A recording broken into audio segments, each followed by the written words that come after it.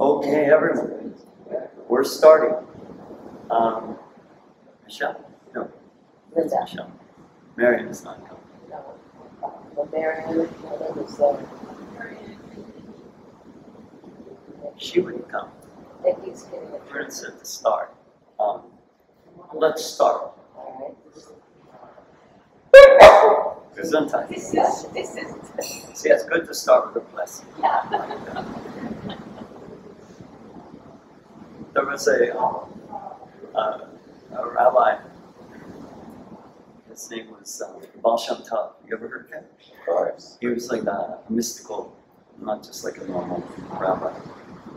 And he used to say blessings on me. And because they would respond, this is in Western Europe, over 100 years ago, they would respond by saying, God willing. And he loved to hear that because people were like praising and recognizing God in their response. So we would always say blessings about God willing. He did that so that they could see that. He's the one that came up with saying God will. I just thought that was something. Well, no, it's deep in the Jewish tradition, but Baal Shem Tov was like he was a mystic. He was the original founder of the Hasidic movement in Judaism. And you know how they're always doing dancing and this and that. Well, it was the Baal Shem Tov who made that all right in Judaism. Because in his time, there were stories that he was leading the prayers in a congregation and some poor shepherd boy had come in. And he couldn't recite the prayers, but he would whistle along with it. And everybody's like, hey, they said to the Baal Shem Tov, tell this guy to stop, he's not praying. The Baal Shem Tov was quiet for a bit and said, his prayers are reaching heaven and yours are not. He says, it doesn't matter which way you praise God. What matters is that. And to praise was to recognize and to feel the infinity of life, way beyond and far below and all around each one and everyone.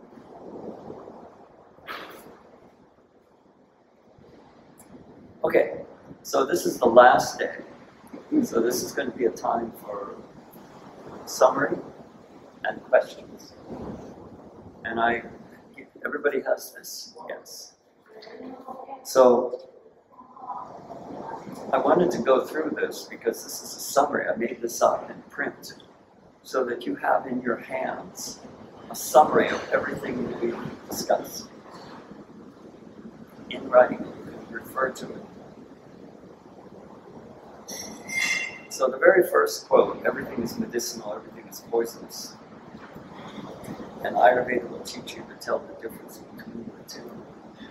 Basically, is also saying Ayurveda is not an idealistic system. It's not. There is no everybody should do this, or everybody should do that, or this is good for everybody, or that is not good for everybody. It's not like that. And the whole Vedic tradition is not like that. When you go into their mythology, it's not like that. When you go into Greek mythology, all that the gods got up to, it's not like that. So having established that, we have the 5 elements: ether, air, fire, water, and earth. All the great medical systems of the ancient world were based on the 5 elements. In China, which is called 5-element theory medicine, but they don't call all the elements by the same name. They have wood and metal. I'm not sure, so I don't want to confuse anybody, but it's instead of 2 of these. Everybody's familiar with the 3 doshas, and that the 3 doshas are made up of the 5 elements in different combinations. And everybody has their own unique combination of the doshas, of the 5 elements. And on top of that, everybody's 5 elemental qualities are constantly changing. And on top of that, the environment around us is constantly changing.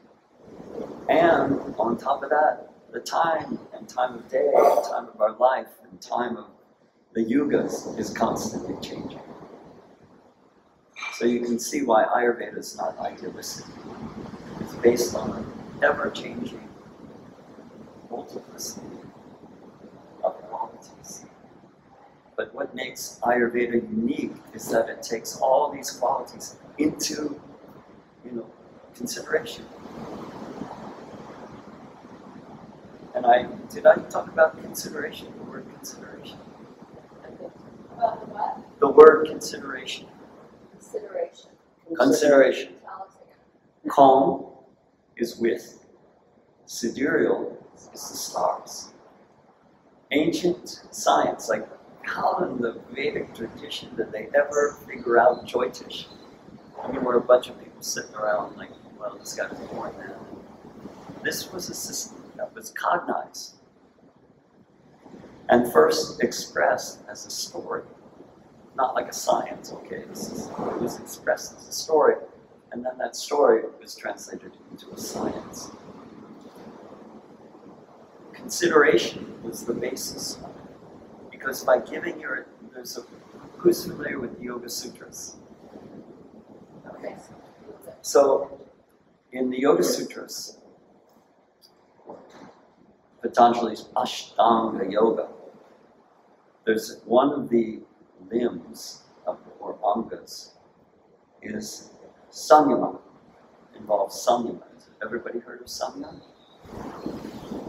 When you give your attention to something without wavering, and that consideration is profound, deep, and steady, that's something that you're giving your attention to becomes revelatory.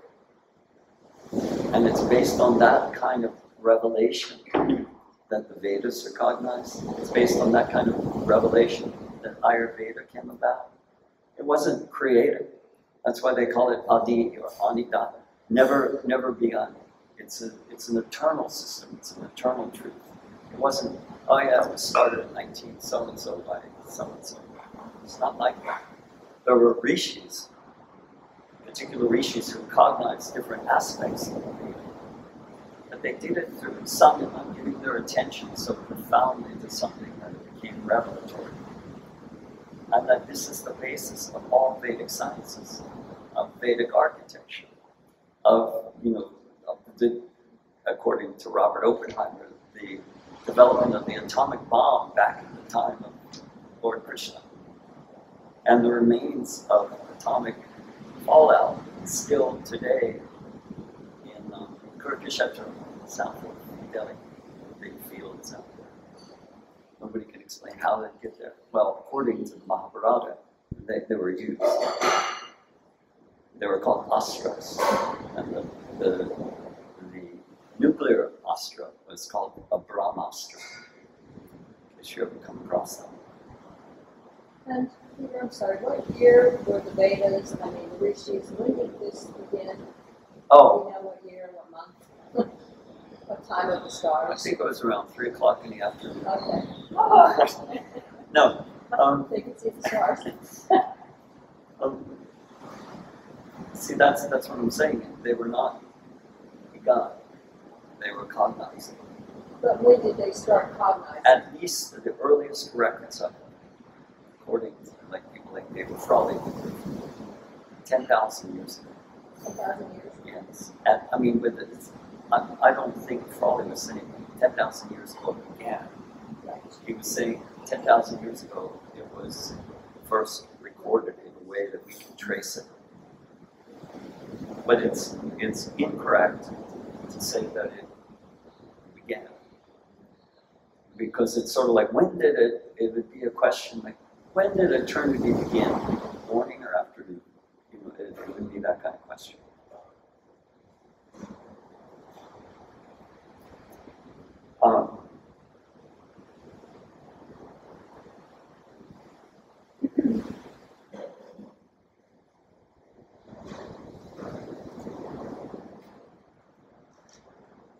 The cities everybody heard of the cities? New York, No, the cities. So the cities, S-I-D-D-H-I, yes. The cities, or the extraordinary powers that are also talked about in the Yoga Sutras, are based. How are they attained? By something. In fact, Patanjali lays it out by giving your attention to this, you get this city. By doing something. By which consideration? By considering this, you get this city. But when he was considering, it's not like go out to dinner and just talk about it. He was profound attention.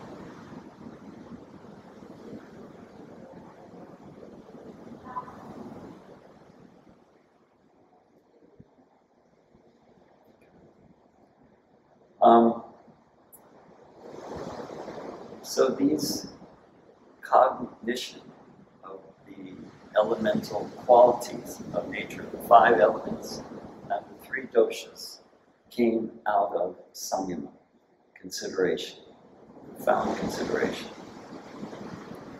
I mean, you can't claim that for the Western medical system. At least Ayurveda's got a better story going for it. Okay, there are 3 ages of life. There's youth, balavasta, excuse me, middle age, but let's talk about it in terms of the doshas. Youth is kapha, time. Middle age is pitta, and middle age begins when youth comes to an end and girls start to get their period, and boys start to get hair, facial hair, and of course mutual attraction between the sexes at that time. It starts to be expressed. So when they're teenagers, that's still kapha period. That's the transitional period right there. In other words, what age? When you 14, 15, 16. right there, they're 18. making that transition. 10 to 12, what does this say? 0 to 24. What can I say they're wrong? So it's 10 to 12. No, that's, thank you for pointing that out. Cross that out.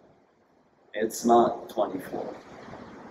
It's the youth, it's the balavasya period, but in terms of the doshic period. The doshic period of kapha lasts from birth to, what do they call it when a girl starts her period? Puberty, thank you. That's Kids get puberty. yeah. Pitta starts to show. If they have excess pitta in their lives, it starts to manifest on their skin. That's what acne is. Acne is the manifestation of excess pitta being thrown off. It's a healthy sign. You don't see a lot of 70-year-olds with acne. You don't see any because we don't have that pitta so stimulated. But when you first enter into your teenage years, pitta is like the full sun of pitta has come up. And if a person's diet is poor, the body immediately starts, let's get rid of this, vicarious through the skin. So kapha is still there. Let's say a 15-year-old. Kapha is still there, but it's just coming in more. What they call it is lesha vidya, which means the remains of a thing. Avidya, lesha vidya means the remains of ignorance. But Shankara is famous for saying, somebody asked him, what causes a person to perform karmas when they're enlightened? And Shankara, in a long essay, but basically said lesha vidya, the remains of ignorance. The remains of ignorance. When you pick up a butterball, when you pick up a ball of ghee, you throw it off, some ghee remains on your face. So that's the classical example of that. Lesha vidya. And so some kapha still remains at that time. It's a transition. What's that? It's a transition because you don't go from one day to another. That's correct. It's like this. That's correct. There's an overlap. That's correct. Those transitional periods, which we've just been in seasonally, which is marked by Navaratri every year, those transitional periods are ruled by Vata dosha. Vata dosha rules doorways, passages, connections, time changes. This is all ruled by Vata dosha. Karuna, this is dark. I mean, It's so. it's okay. Yeah. So Vata dosha rules all transitional states, and that's why people go for panchakarma. We talked about panchakarma. Yeah. People go for panchakarma, particularly in those Vata spaces, when summer is turning into fall, or fall is turning into winter. Depends on the climate. But where that market transition is, Vata comes alive, and the body is more available to expelling and purifying itself. People often get colds and things like that. Fall or in the springtime, it's classic. They call it flu season in the West, but it doesn't have to be flu.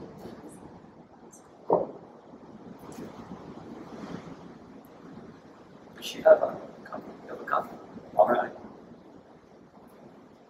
So, we've gone through the 5 elements, the 3 doshas, consideration, how it's the basis of the siddhis in yoga, and it's the root of the Vedas, and it's the root of Ayurveda.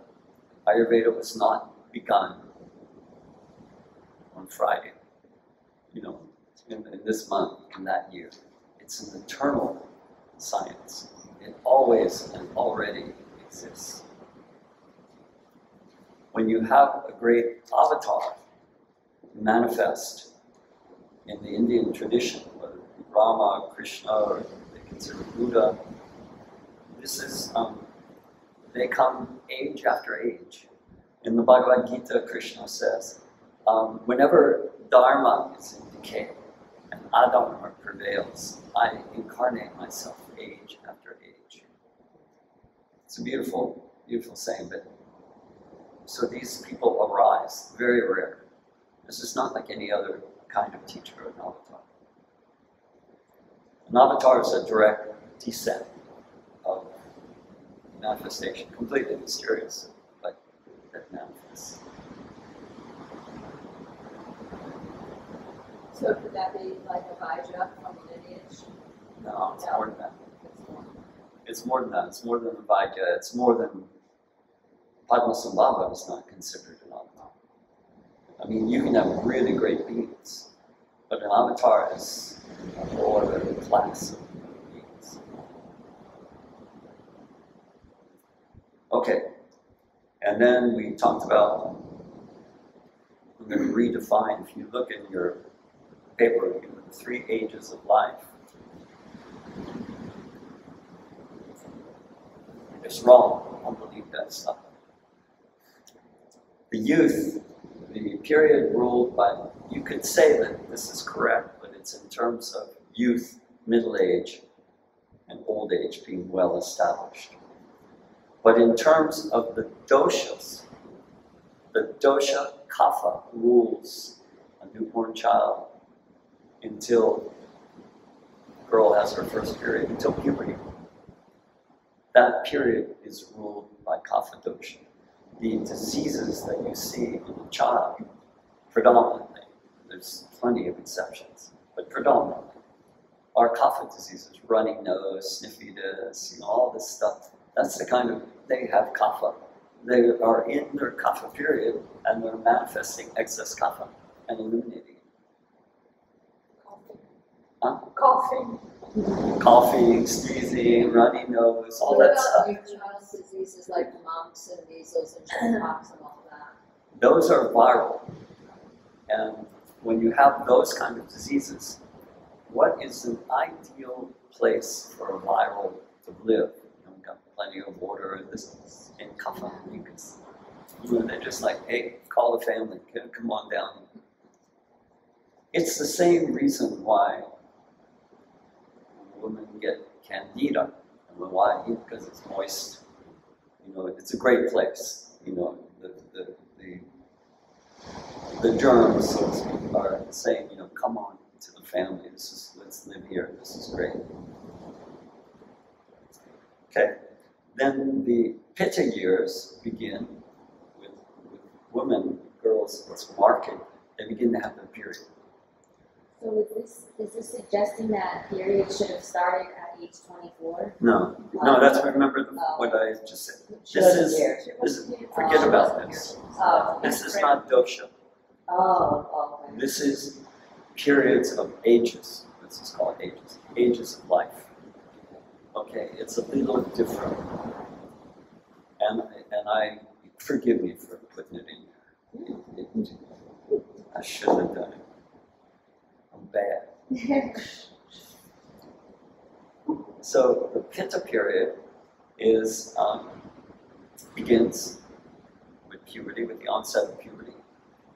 And I talked about how there's an onset of excess Pitta, often manifests in terms of acne.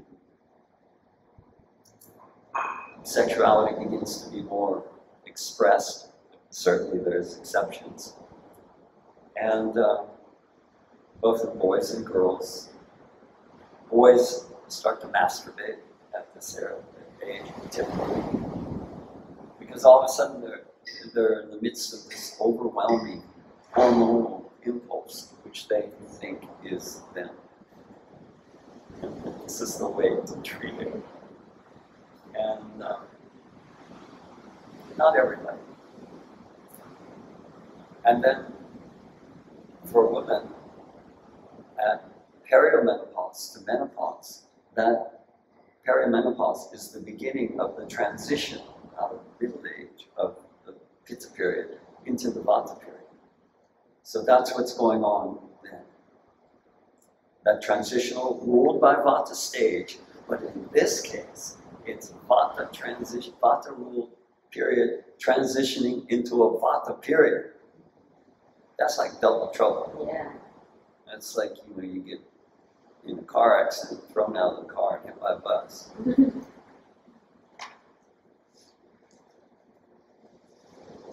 So, that's the Vata period of life. And in each of these periods,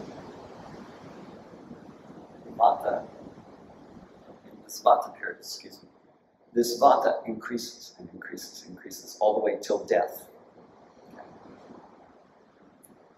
Old age is the age when Vata dominates. So, how to deal with this? Like increases, like opposites decrease one another. So, one of the unique things about studying Ayurveda is that you learn to identify, this is like Vata, this is like Pitta. So then you can look, what in my life did I do, or is being done, or is in the environment that is increasing Vata? When I say, what's her name here? Marian. Marian's symptoms are all Pitta. Blood, scab, the skin is ruled by Pitta. Everything's Pitta. And I always say, if it's some chemical thing, I don't know what she does. So, there could be, but even if it was chemical, it's Pitta. And so anything and everything that aggravates Pitta should be taken away in this person's case. And then, and only then, can we see what's really going on. Because some people are super sensitive to aggravating things, and typically they are addicted to those things. And you have to really, luckily, fortunately, get into that. Their schedule. Emotional things too. Absolutely. Absolutely. Why and how? Because emotional things disturb the secretion of digestive fluids, for instance. So food in an emotional state of eating day after day, meal after meal, in an emotional state, live in that state. It can, especially when you eat too much food, it creates fermentation in the body. The body says, we can't enzymatically digest this, so we're going to ferment it. Just do that day after day, month after month, year after year. Different people can do it for different amount of times before it manifests as disease. Some people very quickly, and some people it takes a long time. I usually tell kaphas are like They very rarely come to me. I mean, men or women. It's just, you don't see a lot of kaphas coming. Why? I compare kaphas to people, and we live in Anaheim, Mexico, which is like a village, in which they use the old cobblestones. Like, it's really rough roads. It's not smooth cobblestones. It's very rough. And you see people going down the street in bicycles. You can see that. And then you see people come along in these big trucks, and they're just rolling along like there's nothing. What's the issue? There's no issue. That's a kapha. Kapha is so well insulated and just rolls over stuff and just absorbs stuff. And those are the people like, wow, he wasn't sick a day in his life, he just dropped dead at 48. That's what happens. You often see with kaphas. Because they have this immense ability to just absorb toxin and just take it on and simply what's the problem. That's when you see that often. And then there's some kaphas that are truly healthy too. That also happens. Okay. So this light increases light, opposites decrease one another. There's Ayurveda. Everything's medicinal, everything's poisonous. Okay, and that's Ayurveda. That's the principles right there in your hand. Determine what is increasing this particular kind of symptom, and then decrease all the qualities associated with it. Now I go specifically into Vata on the second page. Vata is cold, rough, moving. It's the only moving dosha, the only dosha that has motion. It's quick, it's changeable, it's subtle, it's dry, it's light, and it's irregular. So each of those qualities are balanced by their opposite. Cold with warm, hot and heavy. If you really want to know how to calm the Vata, touch them. That's what calms them. Anything in the mind, but if you touch them, and if your touch is, calm your touch, it will calm them. Any questions so far? There are 4 factors. We went through this. 2 of which you can control, 2 of which you can't control. The 4 factors, the ones that you can not control are kala, or time, and svabha, or dosha.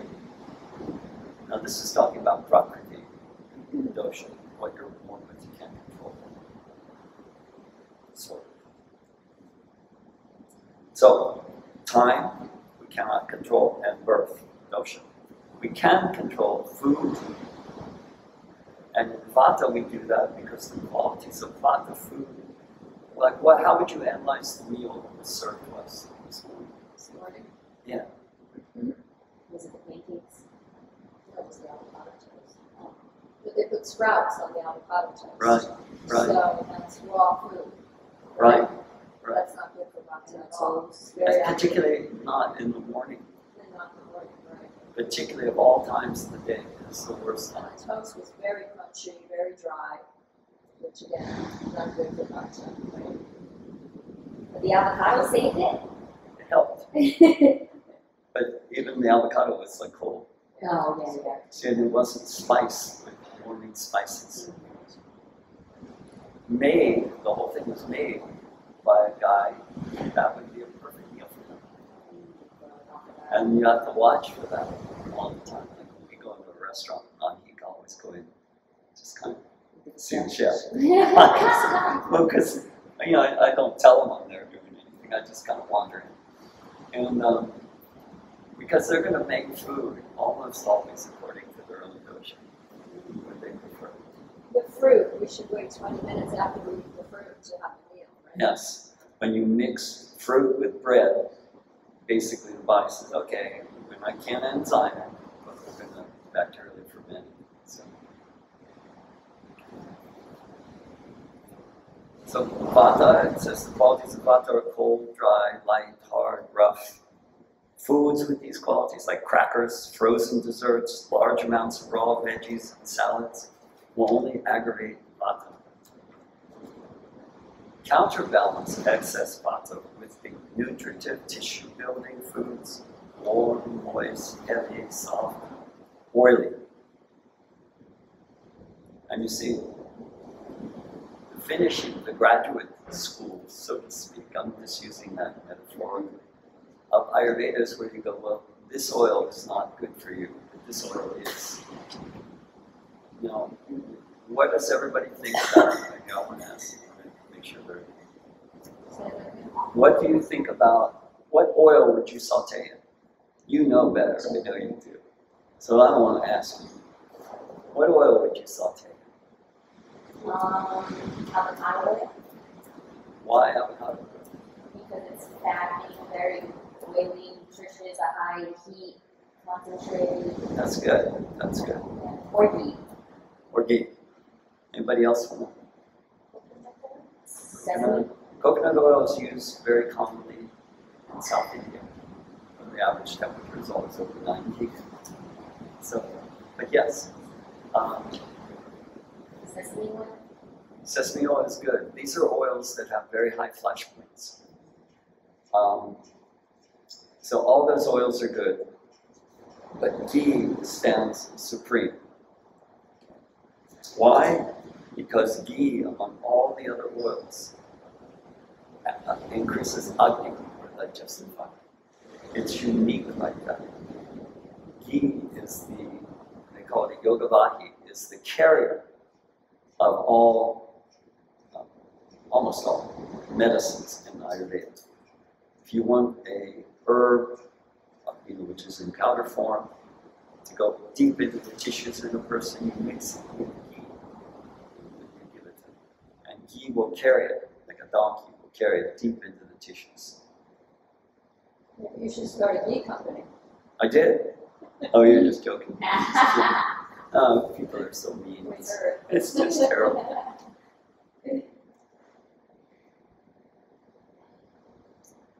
In our ghee company, we use the best butter in the world. We literally won the award 3 years in a row, Strauss.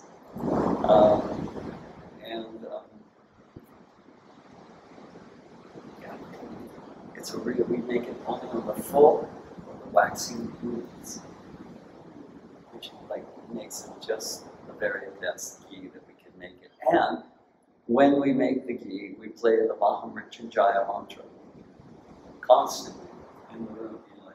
The making room for our ghee is big as this whole house. And we just have the Mahamrityunjaya mantra. The moon will be waxing, which increases so much. And that was the traditional time when ghee was made during those times. So we just took all those factors, threw them together, and just said, this is the best we can do. So, vata pacifying foods. Somebody knew that the raw sprouts in the morning are not vata pacifying. Okay? So what would be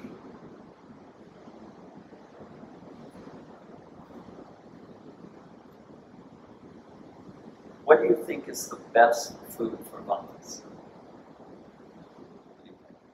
For breakfast, Any meal. soup. Why? Because it's hot, it's warm, it's easy to digest. Yes. Could be oily. Yes. The vegetables are cooked. Yes. So it is good. What you did there was you just deconstructed all these little things. And when you put them all together, that's how Ayurveda works. You want to balance this. So that was really good the way you did that, in my opinion. How about spices? What spices are not good? Vata prefers sweet, sour, and salty.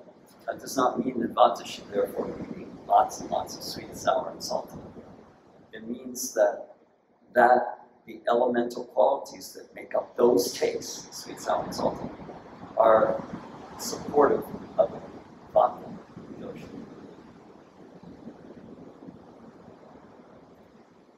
Both Kapha and Vata benefit from Panja. But Vata can be terribly challenged if you have even the slightest amount of too much Panja. Because why? Too much what? Too much Panja. In other words, Kapha, you give them the pungent spices, the chilies and this and that, and they're like, yeah, I love it. Because they're dull, the whole thing is just like super well insulated, like our cook, our chef this morning. And it's just, he thrives on stimulation. Vata gets super aggravated or disturbed by too much. He's not attracted to stimulation. And he needs it. Vata is super attracted to stimulation and doesn't need it. So that's why a couple of a Vata and a Kapha are very good. Opposites increase them. So, too much pungence, this is one of the subtle laws of food. Too much pungency will create too much heat and a Vata, and Vatas are easily changed. And that too much heat will do what? It will dry them out. That is one of the gunas, so you also have to take into account the gunas of each dosha. You know, dry, hard, rough, light, noble, all this stuff. Those are the gunas.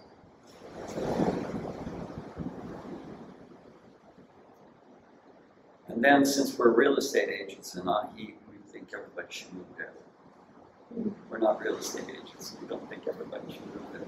But what's that? Could you repeat what gunas are? Gunas. Guna in yoga philosophy, they don't deal with dosha. I mean, well, take that back.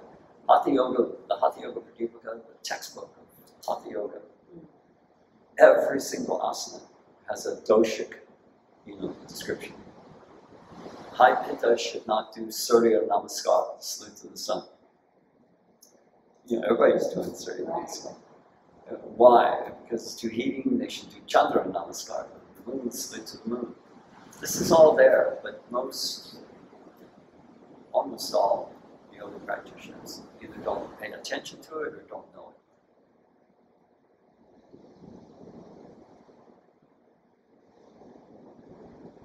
What was I talking about? Gunas. So gunas are talked about like Gita. I think I went through that verse, Trigunya Vasaya Veda, this Trigunya Bhava Arjuna, the instructions of Krishna to Arjuna. When he comes to a situation in which I'm either going to fight and kill my relatives, that's a sin, sort of, or I'm going to lay down my arms and not kill them, which is better than killing them. But then I'm a warrior, and this is a righteous war. And so he just collapses on the chariot. Arjuna, this is the occasion for the Bhagavad Gita. This is why and how and the environment in which and the questions that were raised, that it's all about right there. What should I do? And Krishna, the very first thing he says to Arjuna, well, the first thing he says, how has this disgrace come upon you at this untimely hour? Get it together, dude. We're on a battlefield. You're a warrior. But that's Krishna's first words. And then he says, Arjuna says, what am I going to do? What's the teaching here? And Krishna says, Trigunya Vasaya Veda, Nistrigunya Bhava Arjuna. The Veda is concerned because Arjuna is looking in his Vedic knowledge of what to do.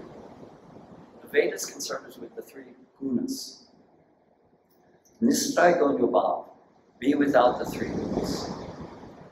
And then it goes, Nirvanvo Nitya Sattva Sloka means established in beyond duality, Nirvanvo, without duality. Eternally, Nitya. Sattva, purity, established in purity. the zest of the self. You get yourself beyond the 3 gunas. And those 3 gunas are tamas, which is dullness, inertia, rajas, which is activity, desire, passion, and sattva, which is purity, balance. A lot of people associate it with spirituality. And here's Krishna, first thing in the Bhagavad Gita saying, that ain't spirit, it might be spirituality, but it sure don't have anything to do with what you've got to do in this moment. Be without all 3 of these gunas. It's not like there's a really pure way to get through this. You have to be free of them. And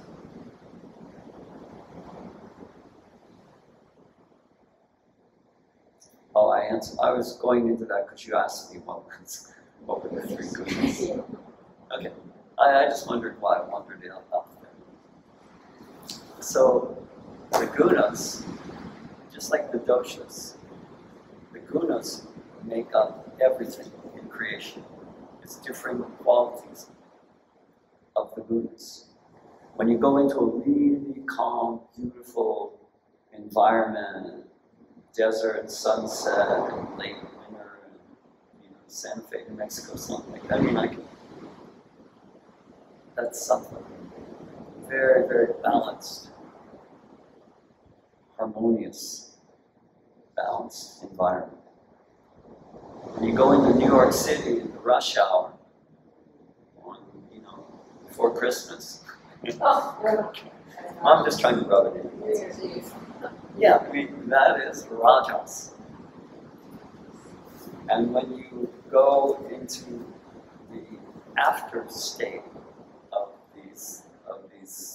of rajas, you wind up in tamas. A person, a culture, like what you see in America now, with all the fighting, between the parties and all over the world is exhausting itself in war, exhausting itself in rajas. And what will come out of that is a huge conflagration that will create tamas, a temporary dullness and escape at rajas. This has happened again and again and again and again and again throughout history. There's always been wars. There's always been peace. And these things cycle.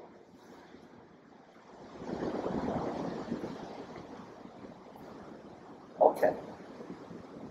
Does that answer it? Good. Well, good. So, vata, as a dosha, is the predominance of the air and ether elements. Okay. Now, the key word there, I want to emphasize, is predominance, not an exclusivity. All the doshas are always involved. All the gunas are always involved. But there's a predominance. And that's what we call it, vata. Air and ether element is in predominance. So it's really important to practice yoga. If you go to a teacher who knows about the doshic specifications for each asana, it's really important to reduce vata in your vata years because we're deep in it, except for Miss Lucky. But I reduce vata, I feel like. Yeah, I'm just teasing.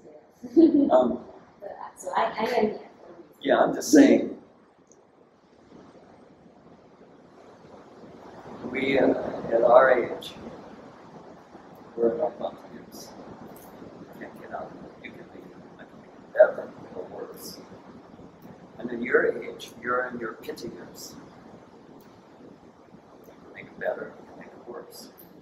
What's just like the burnout of Christmas creates tamas, the burnout of youth and middle age creates a very difficult vata period. Right. When women go through perimenopause and menopause, the vicarious, some word means something to everybody? Vicarious. Vicarious. Vicarious. The vicarious elimination that happened monthly with their periods, where not only the an unfertilized uterine wall is being shed, that's part of the period. But another part of the period is the body gets from nature. For women, men don't get it because they ain't bearing children. Who cares about men? Nature's like, whatever. Women are given a vicarious means of elimination with every period throughout their 50 years. And so if a woman had not cleansed herself, for instance, of excess pitta, when she goes into her perimenopause and menopause, and the vicarious elimination of excess dosha, in her example would be pitta, is not happening. It builds up in the body and you get hot flashes. For instance, I mean, there's other doshas that can build up. But that's what that period often shows.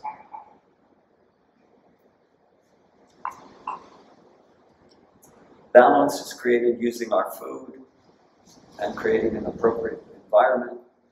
And that's why we, Chrissy and I, came down from Himalayas and living in India, in Tamil Nadu, like super hot. Himalayas, like too cold in the winter. We came to this most moderate town in the world. This like perfect weather, not too hot, not too cold, very balanced. The good news for Vata, it's easy to change. The bad news for Vata, anybody guess? That's right. Exactly for every dosha type, exactly where the blessing is exactly where the curse is. So just figure it out. Whatever dosha somebody is, you can tell just by the opposite. Yeah. What's Pitta's blessing and curse? Tell me.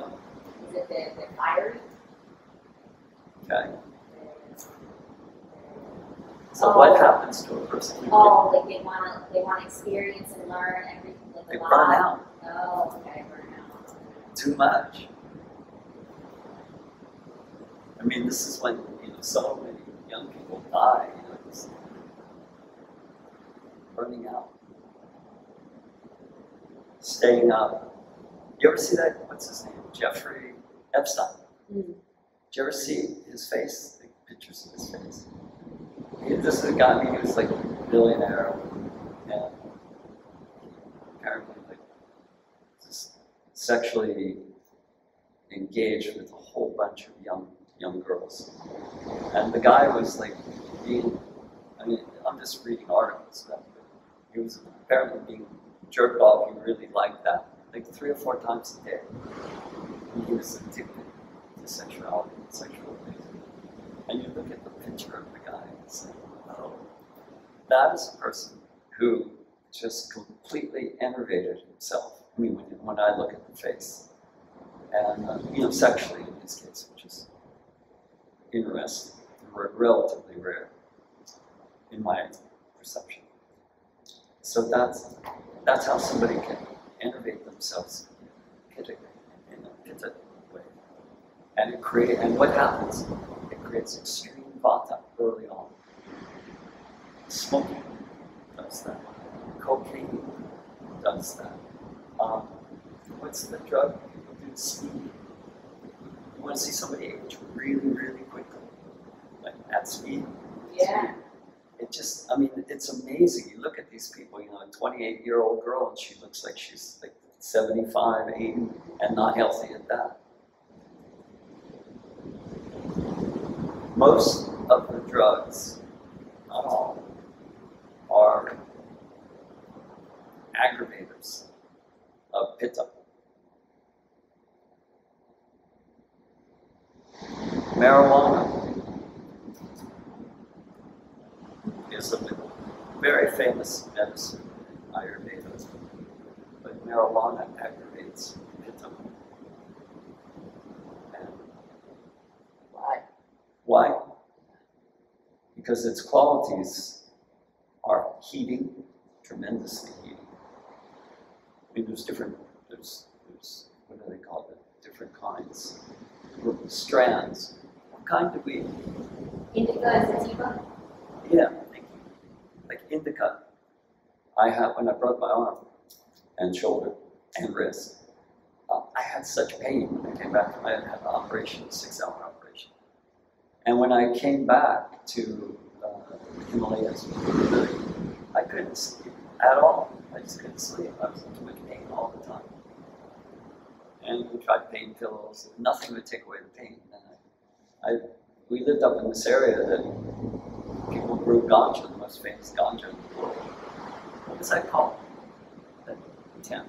A special town. Anyway, it's world famous. It's where it was. And you know, I didn't smoke it, but all the gringos in all the Frankies in our little valley did. And you know, they just thought, well, Peter doesn't do anything. But then I went, hey, do you have anything? We thought you'd never ask. They just thought I couldn't smoke. And I used that. We made it into a tea, right? I drank it within an hour, and a half hour, no pain. We add turmeric and ghee. And the material, cook it up. You need the ghee, the turmeric, cook it together. And yeah, boil it for 20 minutes. Leave it for a little while, and then reheat it. And people go to sleep like. I mean, it was just night and day. Right. And it's known for that in the Ayurvedic. But you see, the way it was taken, all the heating qualities were dramatically reduced because it was made into a tea. Is it turmeric? See, but if you smoke it, I mean, this is a good example. See, if you smoke it, then the whole thing is much more sharp, piercing, and immediate, and heating. And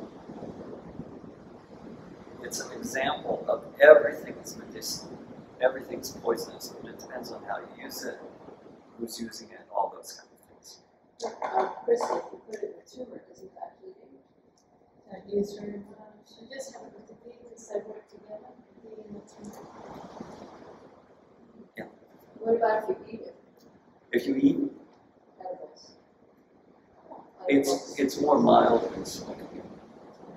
But why? Well, first of all, you see, if somebody said they're eating, like, who are they? What's their dosha? Why are they eating? How much are they eating? With what are they eating? These are just good, like this is, as a practitioner, I need to know all these things. I mean, a lot of people right now are taking CBD gummies, you know, Right. CBD food. Right. edibles, and things. I tried that. It didn't do anything CBD probably doesn't work as well as. at all. But I went to the classical text, and they used cannabis indica, which we had the source of the best in the world. And they said, this is for this particular kind of pain, you have this nerve pain. And nerves have been damaged. It was just night and day.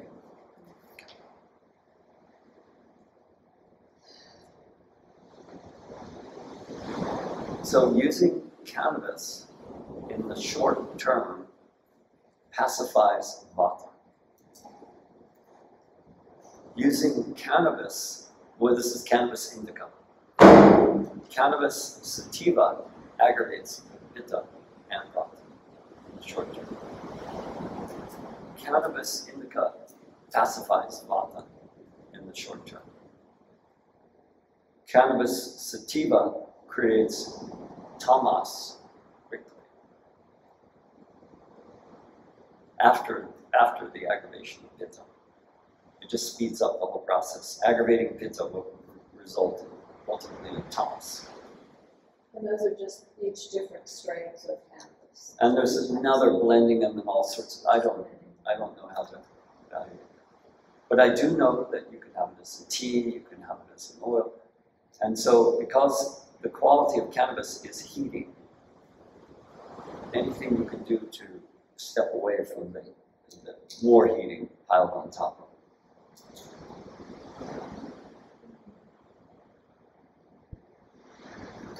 Okay.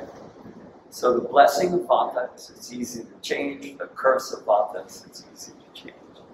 The blessing of Pitta is that you're super excited, focused, engaged. And the curse of Pitta is that you can burn out too much of that. And the blessing of Kapha is that it's stable, it's moderated, it's balanced relatively, it's calm, it's undisturbed. What would the opposite qualities be there? Stagnant, no movement. There you go. They die on the sofa eating chips in front of the TV. You see, I mean, you read about this in the paper. She was found a week later. I mean, this is what happens. Cave. Now you see those. I've been in the United States for a very long time, continuously. But when you go into supermarkets, I remember in Marin in San Francisco, and it would almost always happen. You'd see some. They're usually women with huge thighs. I mean, their upper body was fat, but it just kind of like became immense. That is not Kapha overweight. That is Vata overweight. The obesity epidemic in the Western world is not Kapha.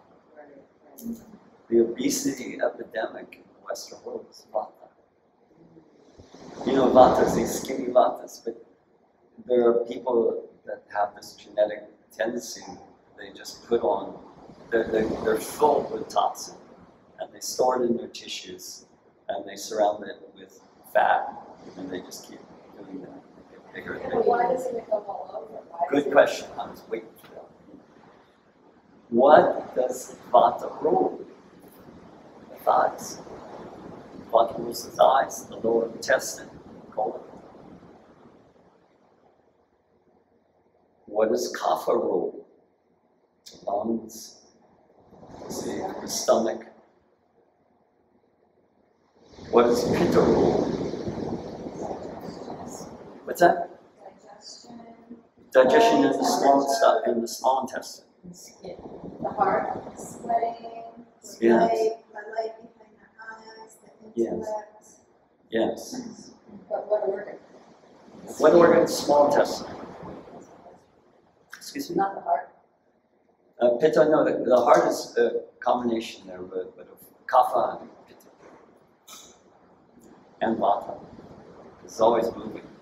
There's one muscle that's always doing something with your heart.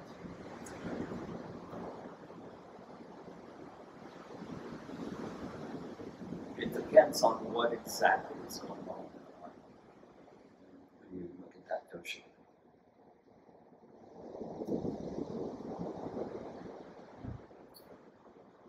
Okay, that's it. You're on your own. Thanks for coming. Any questions? So the Vata being overweight, just because if they're taking in too much, is that They're taking in a very poor quality of food. okay? Like, if, you know, I would always like, what are these people buying? You know, and I kind of like hang out and check out what's in their thing. And they were buying the worst foods. You know, they were thinking, okay, I'm good overweight, and I'll eat, you know, Pop-Tarts, dry, you know, things which are really light. But those things actually aggravate Vata. Dry, hard, rough. You know,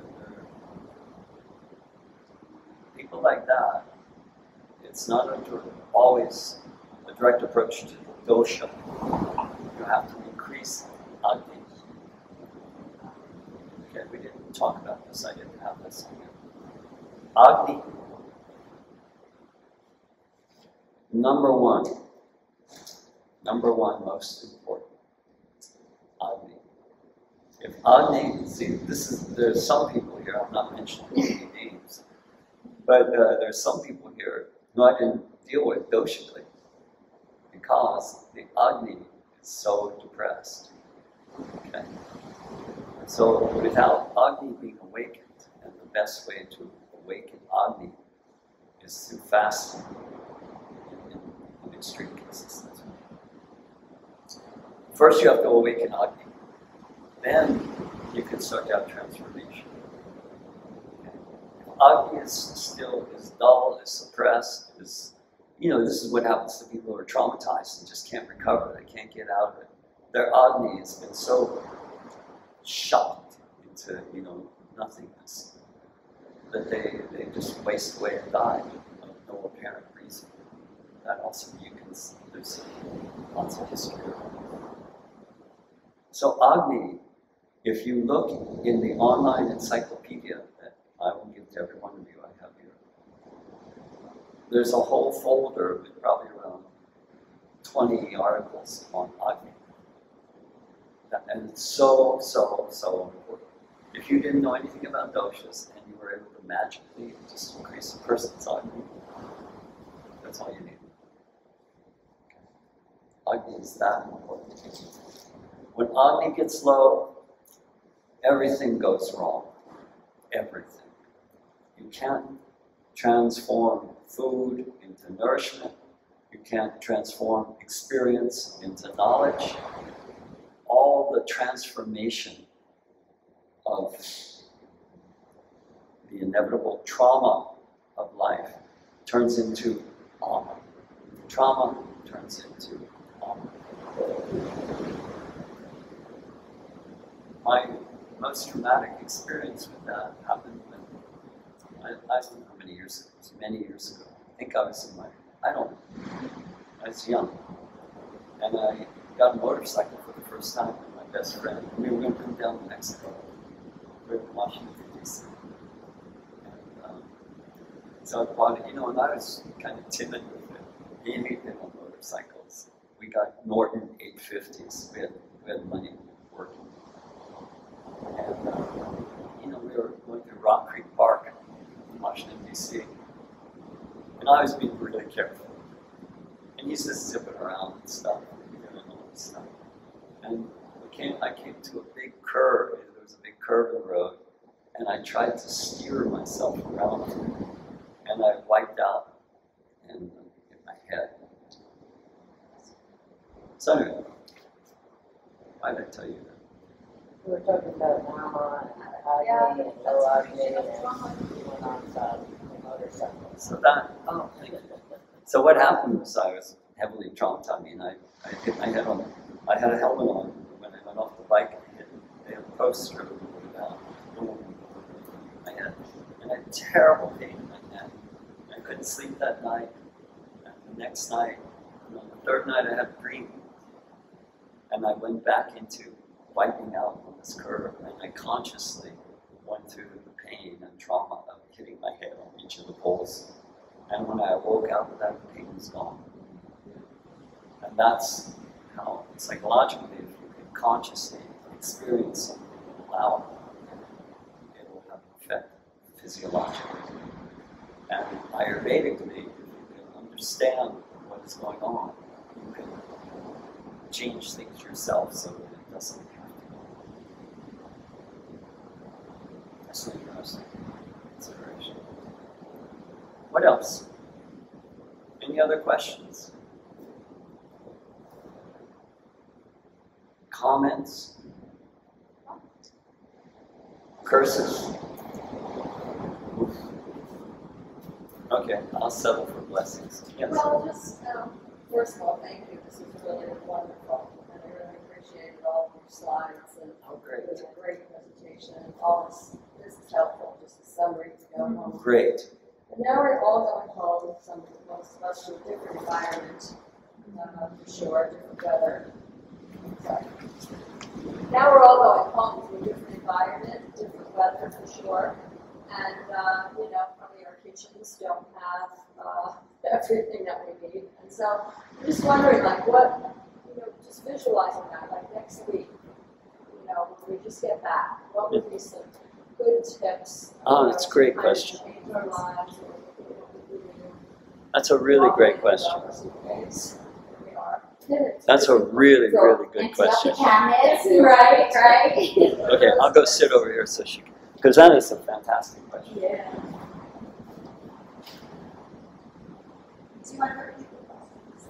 Well, the question is, when we go home from this, what advice, what guidance, what knowledge, what do you think would be valuable to know, to do? Action steps. Whenever I'm faced with a choice between two undoable alternatives,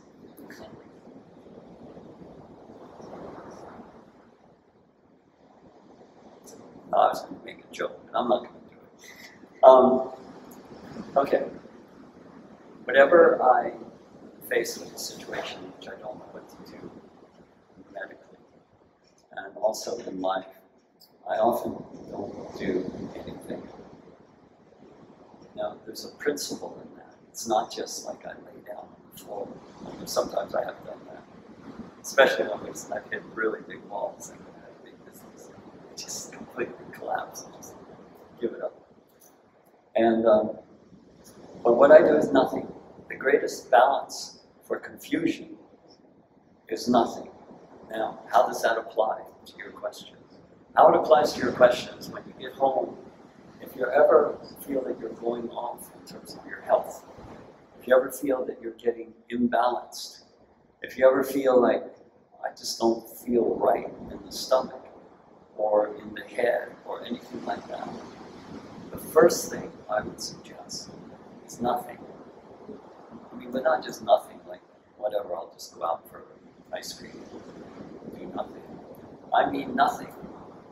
Profound, deep rest, fasting, not the intake of food, not adding more to what you already cannot at that moment digest or have forgotten and don't know what to do. When I got from the air conditioner, and I was hoarse a few days ago, really hoarse, I didn't eat that day. Don't eat. Not eating allowed the body to just, okay, we don't have to digest food, we can get this shit straightened out, we can do something that will benefit. The body's always working, I shouldn't say always. Usually it's working to a person's benefit. There's some weird diseases situations, so there's a few exceptions, but usually that's what's going on. So the principle of doing nothing allows Agni to rise. Because in the winds of activity, when the Agni has been challenged or lessened, doing things very quickly exhausts, and doing things prevents the rebalancing and the elimination that is so necessary. I have not met a lot of people who are dying of starvation. Okay, nobody here that's not our issue. It does exist in the world, but not here. And so therefore, doing nothing. Too much nothing for Vata can be harmful before it is doing nothing for a Kapha. Before what? For a Vata. What did you say? The act of doing nothing. Sure. The act of doing nothing can be harmful for a Vata. Too much. If too much nothing is done. Before it is harmful for a Kapha. If it has to do with a cessation of food, the act of doing nothing for a Vata will be really good for their overactive involvement in things. But on the other hand, doing nothing for a kapha. Well, that's sort of normal schedule. You know, what are you going to do? Get up, watch some TV, snack, eat, you know. So you have to always take into account dosha. So when I answered that question to you, I'm saying that within boundaries. You're high vata. But the cessation of food for a day or two is the best in terms of anything gets imbalanced. Not some particular food, although of all the foods that I would recommend, khichdi. See, because khichdi takes the least amount of energy to digest. It's soothing to the nervous system. It's soothing to the digestion. And it's easily cooked. It's been used for thousands of years. Yes? What if people complain about it being constipated? I have a little handout for that, which I give to everybody. Okay, because khichdi is astringent, and therefore not everybody, but those people who feel, oh, I'm getting constipated. I suggested oat bran. I address that whole issue in a separate handout, and I always give it out whenever I give my khichdi recipes. And it addresses just that, because people get constipated occasionally. Yeah, I just wanted to. It's a good point. Good point. And outside of that, doing nothing. This is for you, right? Okay. Do things that are intentionally calming, relaxing, pleasurable, all of that. Like pleasure is a big pacifier of vata. Deep, intense, luxurious pleasure. What's that? What did you say? Lots of self-care. Yeah. And, yes. Everything that Karuna does, all that stuff. That's great.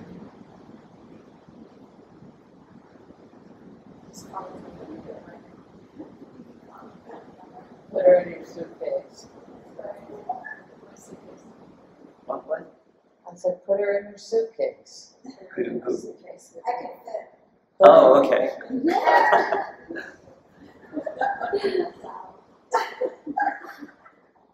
What else? That's a great question, Mike. Yeah, it really is. I think that's a fantastic question. But I think, see, that's the most ignored aspect of classical Ayurveda, is doing nothing and fasting. It's there. Nobody talks about it. It's so hard for people, especially in this day and age, because people are praised for being busy, for accomplishing, for Right. doing more, working more. So it's like nowadays it's counterintuitive, and people feel guilty for relaxing and resting, or they always feel like they have to be doing something. So it's really so necessary in this day and age. And it's in the Ayurvedic scriptures. Also, I've always heard with Ayurveda, don't skip meals. With Vata, don't skip meals. So the fasting. I agree with that. comes That's a up. regular thing. Don't skip meals. But if one, for instance, if one is starting to feel off, like several of the meals here people eat, I felt like this doesn't feel right. Don't eat. Don't go looking for some herb. Don't eat. Stop. Let the body burn up and eliminate and go on. So I remember my main teacher Joshi in India commenting on that. They don't talk about that fasting. And I was always teasing him. He's a big guy, like the guy who's cooking food. Joshi's a big guy, big belly. And I would always tease him. I said, yeah, looks like you did nothing. But he wouldn't take that from anybody, but he took it from me. But if you're saying fasting with khichdi, are you saying 3 times a day, 1 time a day at lunch? So that you feel comfortable, easeful. That's where the gunas come in. See, the gunas, is this pleasurable for you? Yes. See, then the gunas override the doshas in the consideration. Besides trauma, and What's besides that? trauma, what tends to douse the Agni? Besides trauma, what else is the Agni? Disease. Do you include that as trauma? Disease. No, Okay, that's it. disease. Let's just talk about digestion. When you feel really sick in the stomach, that douses the Agni. You're living in a state of doused Agni. You don't feel good. You're not full of energy. You're just like, even resting is just like pain. You're just pain. It's pain. That's all. That pain, essentially, is a dousing of the body, of the energy of the body. What else? Could you just repeat what you said about specific the cannabis, sativa, indica, what is good for which dosha? Indica was the famous medicinal type of cannabis to be used. Okay, indica. Cannabis sativa was used more for stimulation, and it's more pitta aggravated. Cannabis indica was used for pain relief, and cannabis indica is used also for pleasure. I mean, it was they used, it's called bong, but it just, Called what? bong, B-H-A-N. But it was used a lot, and still is used a lot. It enhances sexuality. I mean, it's great. It's not like a way of life, but it has a lot of positive aspects for it. But if somebody's going to use it, they have to take into account what it does to them physiologically and balance that and not get addicted to it. It's like, have you ever taken what's called MDMA? Nope. No. But there's certain drugs that will addict you quickly. Any addiction is a living acting out of an imbalanced system. Because once that craving is brought into being, then you start living according to the craving. Here and there, this is a new thing, I'd like to try this. When you say that again, I'm sorry, any addiction is an imbalance? Any addiction almost inevitably leads to an imbalance in the person, in the Agni. Because But the addiction itself is an imbalance already it's there. indicative of, yes. You know, like, first time you did cigarettes, I remember as a kid. Yeah. Gross. How can anybody do this? Right. Everybody's like that. And then somehow Me you too. get quickly addicted. Yeah, it's amazing. The most amazing thing I've experienced as an Ayurvedic practitioner is people are addicted exactly to the things they shouldn't do. Is what? The most amazing thing I experienced as an Ayurvedic practitioner, number one, most amazing, people become addicted exactly to the things they shouldn't do. That's my number one.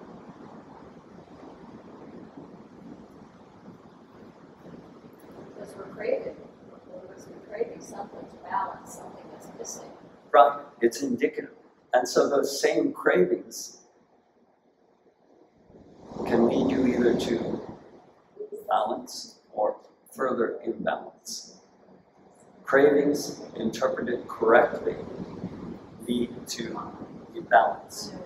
Cravings, interpreted incorrectly, lead to further imbalance. So it's not like all cravings are bad. It's what are you doing with your cravings? We have to be really careful that we don't. Ayurveda is the very first thing I read. Everything's medicinal, everything's poisonous. So it's really important that we don't become righteous about these things. So like indica tea would be okay for me here and there? For you, Yeah. I'm really just trying to get back to the cannabis. usually for a yes on stuff like that, I charge. Yeah, I should test since this is being filmed. I am teasing. This is not serious. Why not? But why also? Yeah, because like you said, I was very liking the smoking aspect of it. I found myself saying, like, I like the harshness, I like the air, I like the inhale and everything like that. So, and because I'm very vata and already air and dry, it's technically aggravating to me, so to speak, doshically. Are you smoking sativa or indica? I don't know, any and both. What you get your Let's hands put it on? this Yeah, way. exactly. Regular excessive use of marijuana creates dullness. Mm. Tomas. If you just went out for a winter walk in Rhode Island and Now I've seen Right. sadhus in India who like smoke it every day all day. And these guys are walking around and doing stuff. And they're usually very, very skinny. That's just what I've noticed. I haven't done a scientific study. And I don't know, they smoke it for chill. It's very hot. I mean, I know because there are always some people who come by and say, it's chill. I know they do that. But it does not create a true sattva. It creates a false sattva. Otherwise, it would be a great spiritual practice, just smoke and chill and realize God. Go out to a restaurant. What's the problem? So it's a false sattva in the same way that people who drink alcohol achieve a false happiness, sukha. The word for happiness is sukha. And people who lay on the sofa all day and don't do anything or overeat create a false sense of calmness and fullness. That's their body type. They just like overemphasize it. The body type of people who smoke a lot of chili, in my experience in India, they were usually vatas and vata-pitas. And then you see amongst the sadhus, particularly the Nagaswamis, that basically they walk around naked year-round, completely naked. But you'll see some like, huge coffin guy, like the guy who described this. And those guys just seem completely untouched by any and everything. They have huge Agni, these characters. These guys who live outside. That's why animals, a dog, a horse won't do it. But anyway, dogs, they're just out there eating each other's shit, drinking out of polluted streams, and you're like, what's the problem? They have huge Agni, and they don't get poisoned. But human beings, because we've adapted to indoor environment, air conditioning, everything, our Agni has become generally decreased. There's certainly exceptions. Guys who are out there, trappers, incredible sports people. Of course, there's always exceptions. But as a whole, most people have very moderate Agnis. So we have to be careful who we, so-and-so did it. Well, who was so-and-so? Who is he? Tapaswiji Maharaj, the guy I showed you yesterday, 185 years old. He's a believable one, has a documentary on this. He's like a huge coffin character. He could afford to stand for 10 years on one leg, one arm, and go through that and get the cities from it. And then he would go and do these extreme purifying processes. So he could go do it again, get even more cities.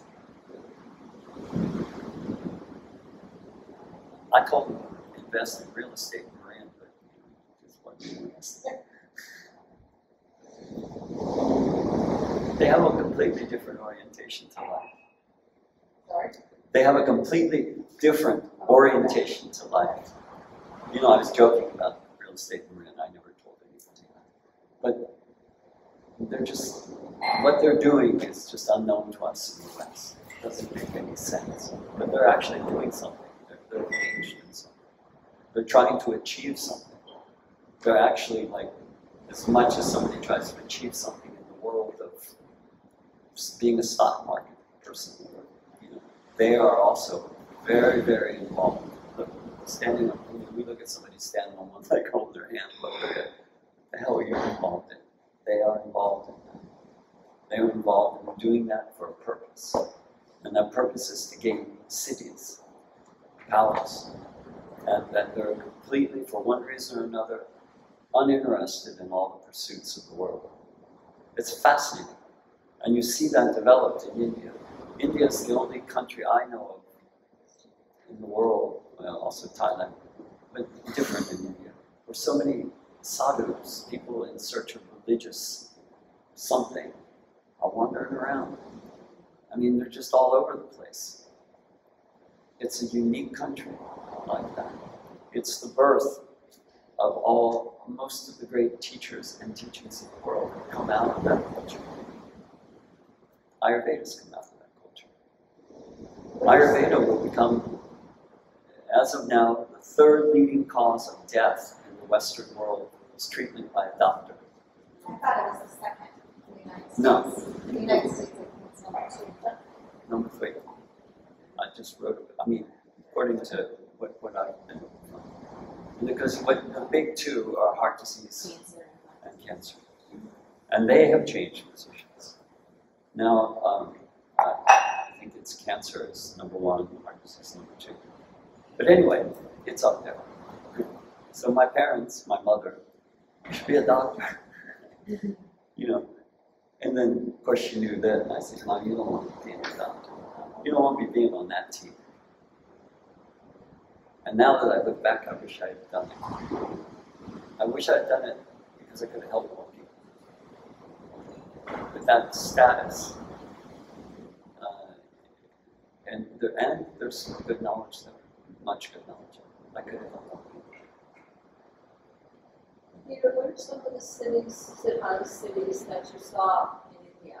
Cities? You mentioned them, yeah. You mentioned them several times. So.